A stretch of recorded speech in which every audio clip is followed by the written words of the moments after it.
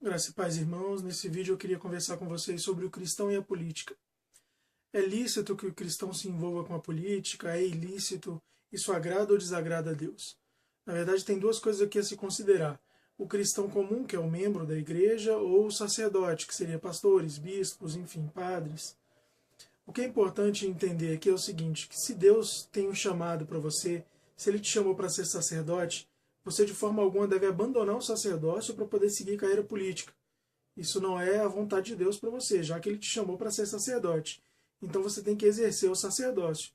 Agora, se você não é sacerdote, você é membro, se você de uma igreja, você está descontente com aquilo que estão fazendo na política, você pode e deve entrar na política. Não necessariamente se candidatando, mas se manifestando contra as coisas erradas que estão acontecendo.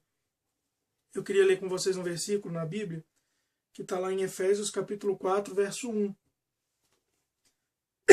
Efésios 4, 1 diz o seguinte: Portanto, como prisioneiro do Senhor, rogo-vos que andeis como é digno da vocação com que foste chamado. Ou seja, você tem que andar de acordo com a vocação com que Deus te chamou, e não buscar outras coisas, diferentes daquilo que Deus te orientou. Ande segundo a vontade de Deus e a direção dele. E no mesmo capítulo, Efésios 4, no verso 10 e 11, diz o seguinte: Aquele que desceu é o mesmo que subiu acima de todos os céus para cumprir todas estas coisas. Verso 11.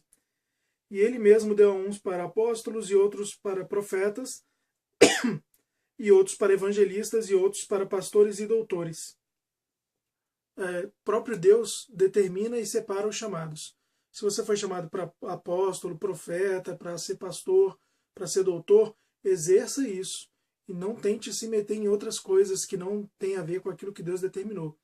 Agora, caso contrário, caso você não tenha um chamado, não tem problema nenhum, muito pelo contrário. Você deve se opor contra as leis que estão sendo feitas contra a família. Amém?